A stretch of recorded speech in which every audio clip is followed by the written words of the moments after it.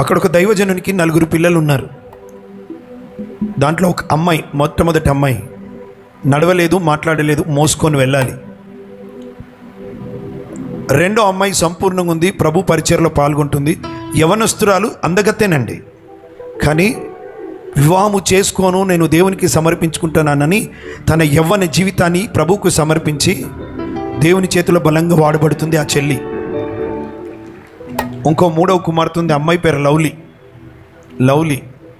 మాట రాదు, నడవలేదు, కాళ్ళు చేతులు వంకరైపోయాయి. హ్యాండిక్యాప్ తను లోకం దృష్టిలో. తనను కూడా ఎవరో పట్టుకొని వెళ్ళాలి. కానీ అమ్మాయి అంట వీల్ చైర్ మీద కూర్చొని అలా నెట్టుకుంటూ, లేదా ఇంకెవరైనా సహాయము తీసుకొని నెట్టుతుంటే అలా మూతి వంకరపోయి, చెయ్యి వంకరపోయి, కాలు వంకరపోతే ఆ పత్రిక యేసయ్య పత్రిక ఇస్తుంది. యేసయ్య పత్రిక, ప్రేమ పత్రిక. కాళ్ళు లేవు, చేతులు సరిగా లేవు, మాట లేదు, మూతి వంకరపోయింది, నడవలేదు, వీల్ చైర్ మీద కూర్చొని అర్థం చేసుకుంది లోకానికి యేసు ప్రభు ప్రేమ కావాలని, వారు బంధకాల్లో ఉన్నారని. మనుషుల దృష్టిలో అమ్మాయిలు హ్యాండిక్యాప్డ్. అన్ని అవయవాలు బాగుండి, అంత నడవగలిగి, పరిగెత్తగలిగి, చూడగలిగి, మాట్లాడగలిగి, అన్ని అవయవాలు సరిగా ఉండి దేవుని పని చేయని వారు నిజమైన ఆ అమ్మాయి అండి. చూడండి, ఆ పెద్ద అమ్మాయికి 30 ఏళ్ళు ఉంటుంది అక్కడ ఆ అమ్మాయి. ఈ అమ్మాయి లవ్లీ. నాతో పాటు వస్తావా లవ్లీ అంటే చూడండి,